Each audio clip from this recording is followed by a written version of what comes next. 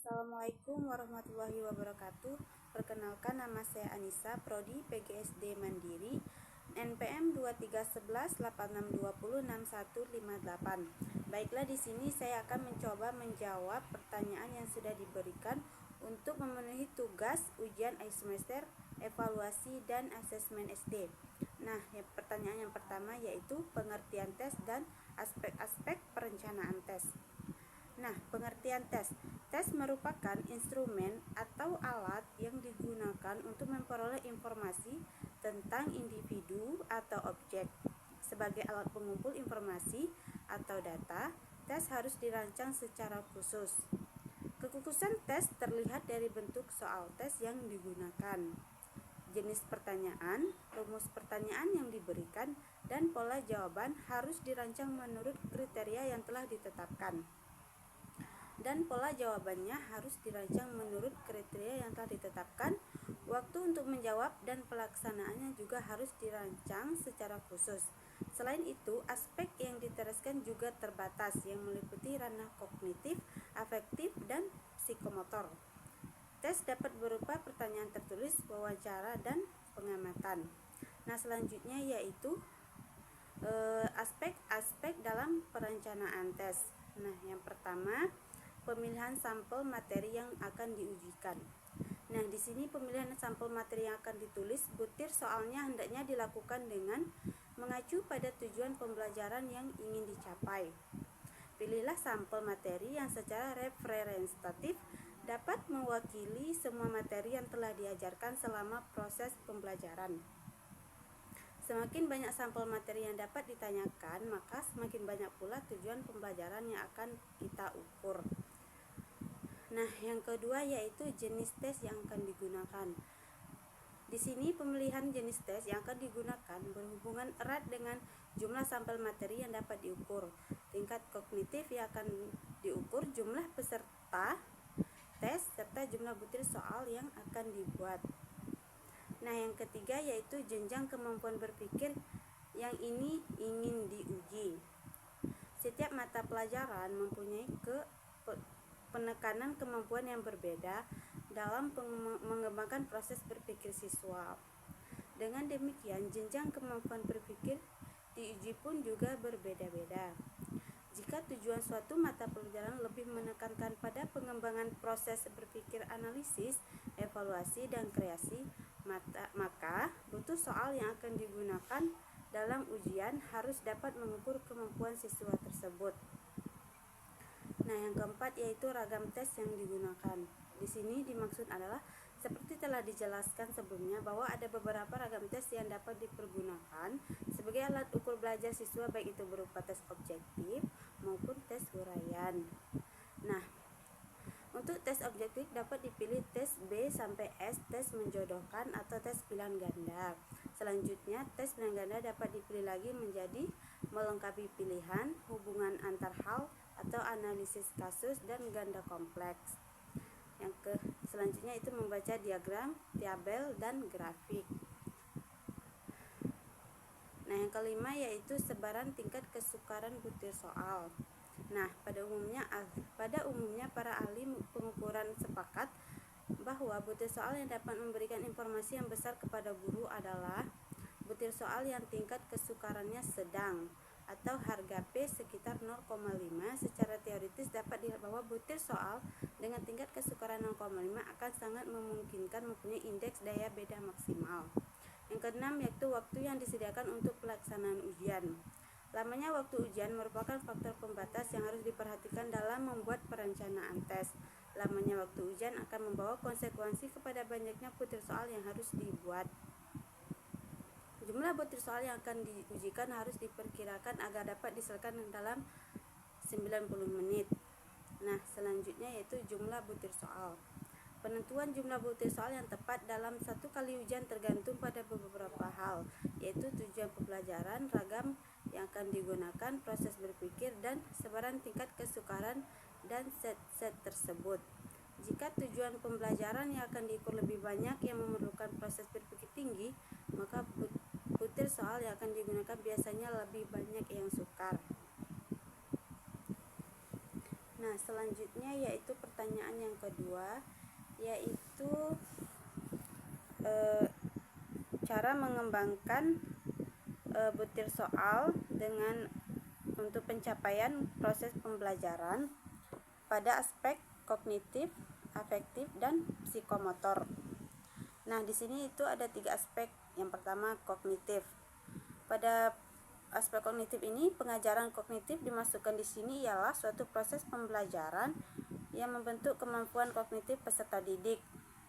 Teknik pengajaran yang dipertimbangkan mampu membentuk kemampuan kognitif diantaranya adalah yang pertama eksperimentasi, yang kedua problem solving, diskusi dan tanya jawab. Yang ketiga itu belajar secara induktif, yang keempat pembelajaran menggunakan audience organizer. Nah, selanjutnya yaitu pada aspek afektif. Yang dapat dilakukan yang pertama itu eksperimentasi, yang kedua role playing, yang ketiga memberi penguatan, yang keempat memecahkan materi, yang kelima memberikan stimulus, yang keenam memberikan umpan balik, yang ketujuh memberikan simulasi, yang kedelapan problem solving, dan yang kesembilan pembelajaran individual. Nah, selanjutnya itu pada aspek psikomotor. Yang dapat dilakukan untuk cara mengembangkan pada aspek ini adalah yang pertama disediakan lingkungan yang sesuai, yang kedua tugas diberikan memiliki kesamaan, yang ketiga latihan dibiasakan dengan perilaku, yang keempat pemberian latihan berupa pengalaman. Nah, selanjutnya yaitu pada soal nomor 3, yaitu jelaskan ciri-ciri bentuk tes yang baik. Di sini ada beberapa ciri-ciri tes yang baik. Yang pertama yaitu validitas. Yang dimaksud validitas di sini apabila alat pengukur tersebut dapat mengukur apa yang hendak diukur secara cepat. Yang kedua reliabilitas, yaitu menunjukkan atau merupakan derajat ketetapan, keterandalan, dan kemantapan, the level of consistency. Tes yang disebut diberikan pada kesempatan atau waktu yang berbeda, atau dengan tes paralel pada waktu yang sama, atau dengan kata lain, sebuah tes dikatakan reliable apabila hasil-hasil tes menunjukkan ketetapan, keajegan, atau konsistensi. Artinya, jika kepada para siswa diberikan tes yang sama, maka waktu yang berlainan, maka setiap siswa akan tetap berada dalam urutan ranking yang sama dengan kelompoknya. Yang ketiga yaitu objektivitas. Yang disebut di sini yaitu tes dikatakan memiliki objektivitas apabila melaksanakan tes itu tidak ada faktor subjektif yang mempengaruhi. Hal ini terutama pada sistem scoringnya. Apabila dikaitkan dengan reliabilitas, maka objektivitas menekankan ketetapan pada sistem scoring, sedangkan reliabilitas menekankan pada hasil tes. Nah, yang keempat itu praktikabilitas. Yang disebut dengan praktikabilitas ini, tes dikatakan memiliki praktikabilitas yang tinggi jika tes itu bersifat praktis, mudah, dan pelaksanaannya. Yang keempat yaitu ekonomis. Dalam arti ini, pelaksanaan tes tidak membutuhkan ongkos atau biaya yang mahal, tenaga yang banyak, dan waktu yang lama, baik untuk memproduksi, melaksanakan, dan mengelola hasilnya. Nah, berikutnya yaitu soal nomor 4, yaitu jelaskan pengertian evaluasi menurut para ahli beserta sumbernya, nama penulis, tahun, judul, dan penerbit.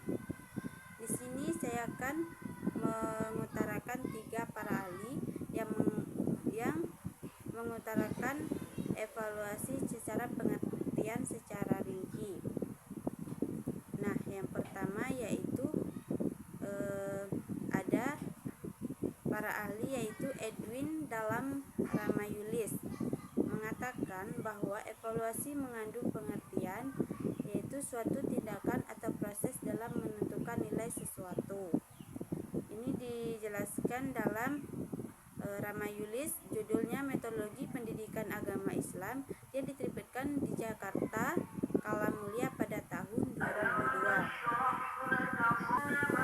Nah, pada yang kedua yaitu para ahli yang kedua yaitu Muhammad Syabib Toha mendefinisikan evaluasi merupakan kegiatan yang terencana untuk mengetahui keadaan objek dengan menggunakan instrumen dan hasilnya dibandingkan dengan tolak ukur untuk memperoleh kesimpulan. Nah, ini diutarakan dalam Muhammad Syabib Toha dengan judul Teknik Evaluasi Pendidikan yang diterbitkan di Jakarta PT Raja Grafindo pada tahun 1990. Nah, yang ketiga, pengertian evaluasi secara umum dapat diartikan sebagai proses sistematis untuk menentukan nilai sesuatu, ketentuan, kegiatan, keputusan, unjuk kerja, proses, orang, objek, dan yang lainnya berdasarkan kriteria tertentu melalui penilaian untuk menemukan nilai sesuatu dengan cara membandingkan dengan kriteria. Evaluator dapat langsung membandingkan dengan kriteria umum. Dapat pula melakukan pengukuran terhadap sesuatu yang dievaluasi kemudian dibandingkan dengan kriteria tertentu. Ini diutarakan dalam Ahmad Sabri dengan judul Strategi Belajar Mengajar yang diterbitkan di Jakarta Ciputat Press 2 pada tahun 2005. Sekian, mungkin itu saja yang dapat saya jelaskan, kurang lebihnya mohon maaf.